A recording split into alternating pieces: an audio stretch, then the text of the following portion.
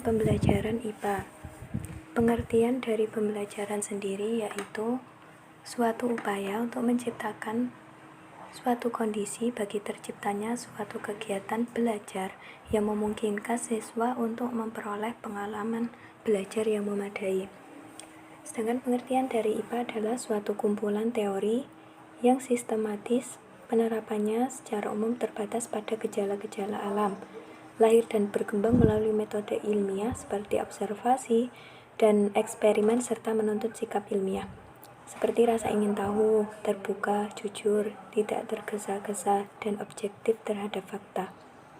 Jadi, pengertian dari pembelajaran IPA adalah upaya untuk menciptakan suatu kegiatan belajar pada siswa yang mana akan mempelajari kumpulan dari sebuah teori yang sistematis serta penerapannya melalui metode ilmiah.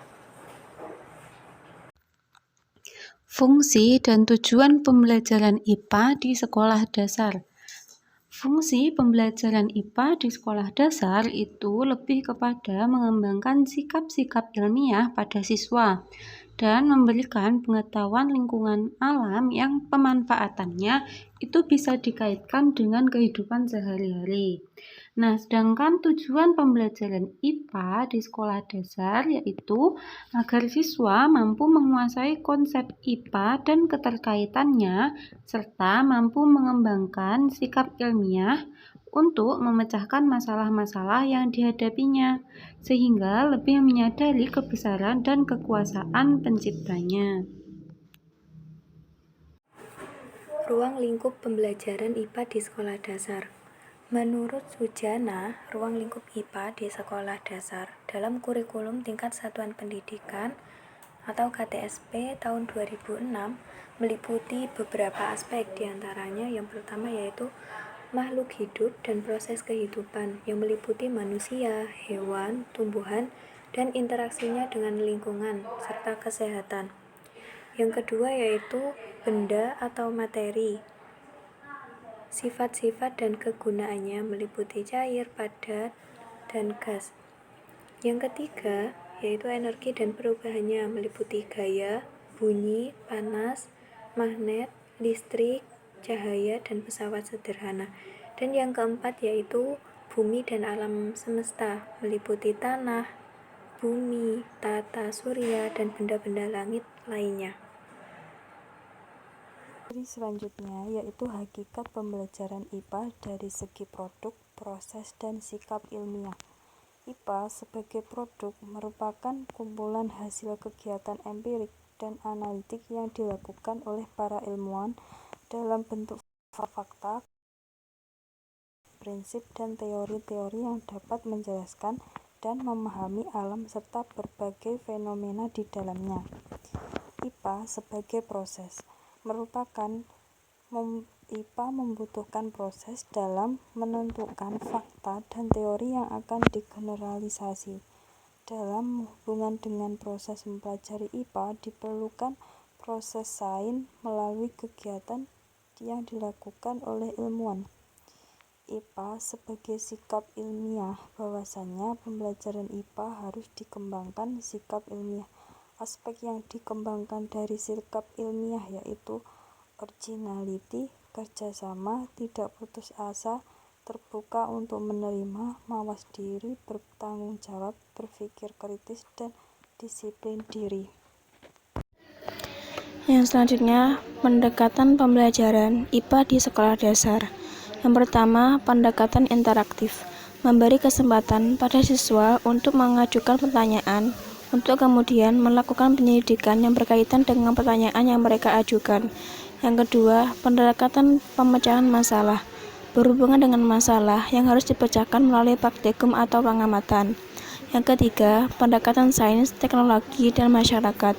Siswa tidak hanya mempelajari konsep-konsep sains, tetapi juga diperkenalkan pada aspek teknologi dan bagaimana teknologi itu berperan di masyarakat.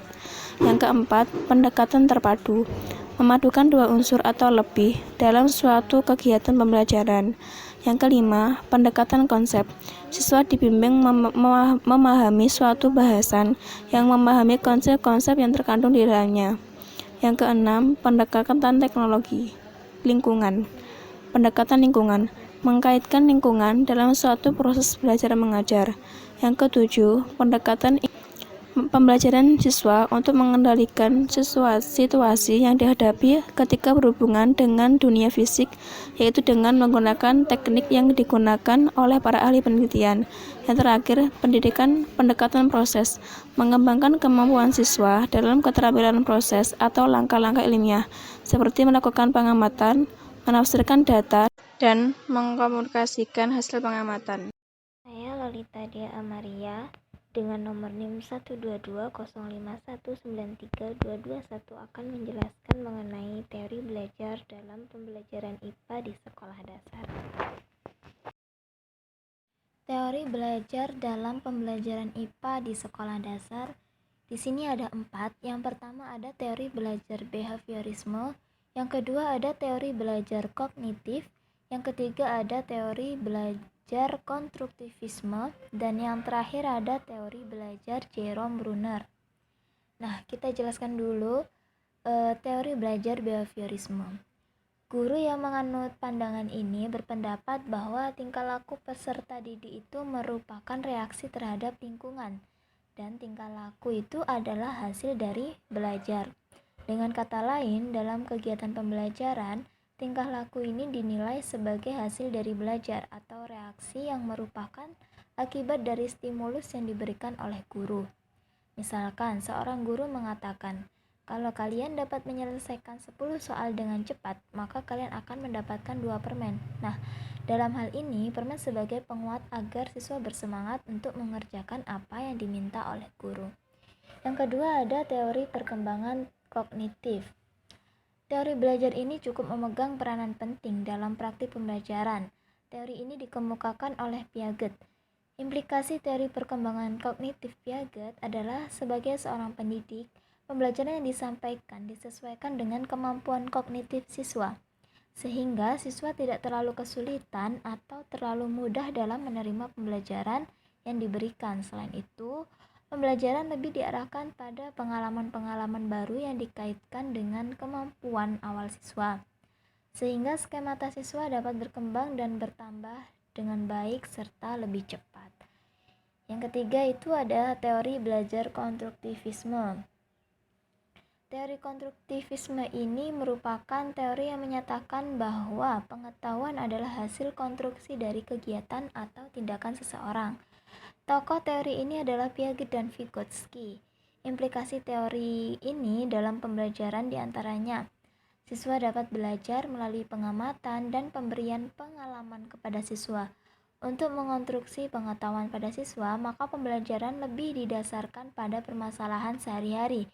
Pemecahan masalah dapat dilakukan melalui pemikiran pribadi siswa dan akan lebih baik berasal dari tukar pemikiran dengan orang lain atau memperkaya pengetahuan siswa. Yang terakhir ini ada teori belajar Jerome Bruner. Bruner ini juga dikenal dengan belajar penemuan atau yang dinamakan discovery learning. Bruner menganggap bahwa belajar penemuan sesuai dengan pencarian pengetahuan secara aktif oleh manusia, dan dengan sendirinya untuk mencari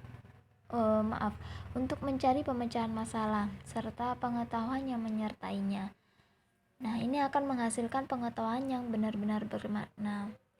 Itu tadi penjelasan mengenai teori belajar dalam pembelajaran IPA di sekolah dasar dari saya. Kurang lebihnya saya mohon maaf.